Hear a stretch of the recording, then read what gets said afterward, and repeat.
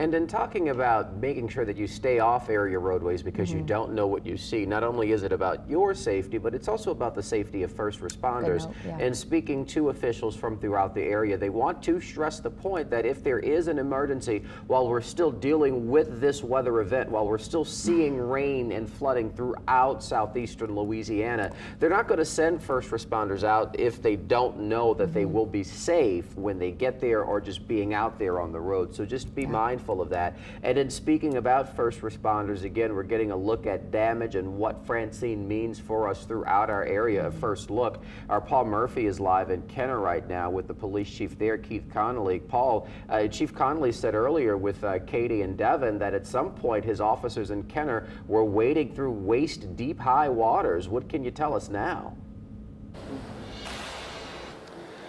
Well, Brandon, from what Chief Conley, who is standing with me right now, has told me is that there's some widespread flooding here in Kenner from the south part of town to the north part of town, and in some areas waist-deep water. Chief, you've been getting a lay of the land, driving around in a high water vehicle. What have you seen so far? Well, you know, unfortunately, I see flooding from the lake to the river. There's no part of Kenner that hasn't been affected by this storm. In the morning, I think when the sun comes up, we're going to see that probably hundreds of homes have had water intrusion, just enough to where they're going to have to pull up floors and sheetrock and things of that nature. So, you know, it's from this point, from Williams all the way over to Loyola, it's almost a lake. It seems like the drainage canal has been overwhelmed. The Duncan Canal that we came over to get to this point, as we picked up some officers and we're moving them around.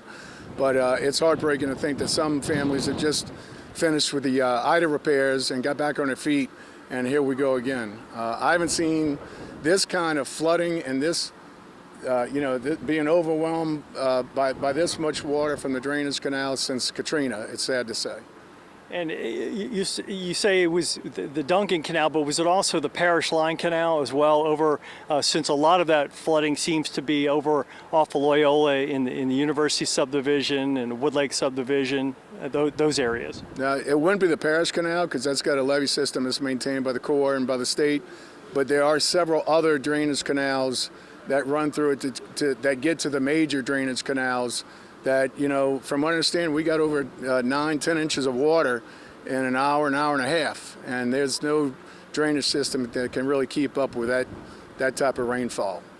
And I understand that you've also had to make some water rescues of people who needed to get to the hospital. Yeah, right now we have one of our big quarter-ton military type vehicles out, picking up 3-4 people at a time, almost like a taxi, going from house to house. Some pretty critical incidents. One was a cardiac event, which was a priority. So as soon as we can get the high water vehicles out, we started working with our partners, our EMS partners, and getting those patients to the hospitals that they needed to get to. We're still running those operations right now. You taking a lot of 911 calls? We are taking a lot of 911 calls. We're doing it on a priority basis. Any kind of critical calls, certainly medical rolls, anything that we have to get to. We have a certain amount of high water vehicles we can get to, but we're hoping the water recedes some. I believe it is receding a little bit now, and then we'll be able to get the other 109 officers back out in the street. I know we had a heck of a time getting into Kenner. All of the major thoroughfares are blocked with water at this point. I guess it's a little bit after 1 o'clock now. We tried Power Boulevard, Loyola, and Williams, all impassable at this point, and I see cars trying to make their ways down these streets, and a good number of them stalling out in the process. Oh, we've got 40, 50 cars that I've seen that are stalled out on some of the major intersections. So tomorrow, when the cleanup begins, it's going to start with tow companies are going to get a lot of business. And it sounds like it's going to be quite a cleanup, though, with particularly these folks that got water in their homes. It is, and like I said, it's heartbreaking after, you know, a lot of people just got back up on their feet after Ida, and now they have to go through this again. I know a lot of people are still fighting with their insurance companies. That's been a hot topic in Baton Rouge. So it is heartbreaking. But, you know, these communities, this whole region, we're strong, resilient, and, you know, we'll bounce back. Now, what are you telling these folks? Some are probably watching right now, just wondering what they should do.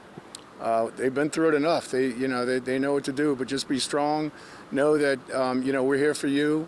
I know in the city of Kenner, the administration has their crews out, checking on the infrastructure, doing their assessment, doing what they can. The police department's out here. We have a very safe community. So, just have faith and be patient. And if you need something, see something, dial 911, and we'll do the best we can to service you. And you certainly do not want any cars on the road right now that are going to impede with the emergency operation that's going on right now, the police, the fire. And just a few minutes ago, we saw some electrical trucks as well. Yeah, no. So the message is stay off the roads. Don't come sightseeing. Tomorrow, we're working with the city right now to put barricades some areas, because what's happening is you're pushing water into people's homes. And some homes are just at the threshold where that wake of that vehicle driving through is enough to just ruin somebody's homestead. So stay off the roads. We will be enforcing all our ordinances as far as traveling on flooded roadways. We will be taking that very serious. So if you're here to sightsee, stay out of Kenner. We're here to service our people and get our people back up on their feet. Have you talked to the governor yet on this? I have not. We've been very busy doing our thing out here, so I have not, but I'm sure I will. And I guess you're hoping that maybe they have some state funds that they can draw down to help. And I believe there was a state of emergency which would allow you to draw down some of those state funds. Yeah, so everybody's executed their emergency declarations. I have spoken to our state reps, Villio, Talbot, Stagney. They've been in touch with us. They've come by our EOC and our headquarters. So we know that our partners are behind us. We all fight these battles together, and it's all for the good of our constituents. And it sounds like it's going to take some time for this community to recover. It will. Unfortunately, it's another setback, but like I said, we're a very resilient community. We're thick as a family, and we'll get through it.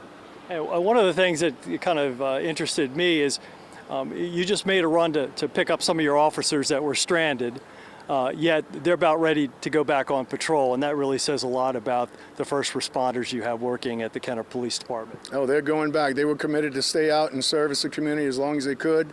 The water came up quick, alarmingly quick, so they sought high ground and they went out on foot, and they made sure the community was safe, and we were just able to get to them. They're going to go back, they're going to get a little something to eat, and then they're going to get back in another high water vehicle and go man a post until the next crew that starts at 6. So, look, the men and women of the Kenner Police Department, I'm so proud of them. You just give them what they need and get out of their way, and they do a hell of a job for the community. And you're obviously telling folks if they're in their house, even if it's taking on a little bit of water, not to leave right now, right? To stay in the house until the sun comes up and you can make that assessment. Yeah, don't leave and don't get out and start walking, because the roadways are submerged and manhole covers do lift, and you could end up in a world of hurt if you fall into a manhole cover. We were getting emergency calls, people asking for rescues because they had water coming up to their ankles. We'll get to you, but that's not a priority when we have people having cardiac events, women, about to give birth, things of that nature. So realize that we're here for you. We're going to stay in contact with you by telephone. The call taker stayed on the phone with a lot of people, and we did service them eventually. But just be patient, and things will work out. Thank you so much, Chief Conley, and thank you. God bless your department, and try to keep up your spirits in this city that's been hit so hard by Hurricane Francine. No, thank you for what you do, getting the word out and letting us talk to our constituents through your platform. Thank you so much. So it looks like it is going to be a long recovery here in the city of Kenner. Hundreds of homes, no doubt, have water in this evening. And as the light comes up in the morning, the city will get a full assessment as to what has happened. As you heard the chief say that this damage from this small storm, Francine, versus the big storm of Ida, it just far exceeded the damage from Ida here. And it's going to take some time for these folks to get back on their feet. And we'll certainly be following this story in the days and weeks ahead. It's a story here in Kenner.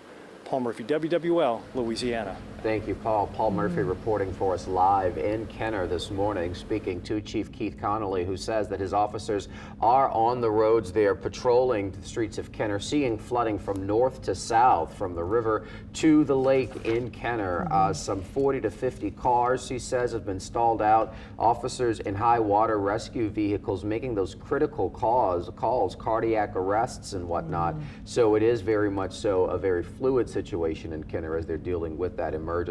Chief Conley referring to Williams to Loyola as a lake. As far as what is backed up, several of the drainage canals, the Duncan Canal and other of the smaller canals that drain into the larger drainage canals there seem to be compromised, but not, he says, the canal along the parish line, because he says that's backed up to another pump. So again, just looking at widespread flooding throughout parts of Kenner this morning too.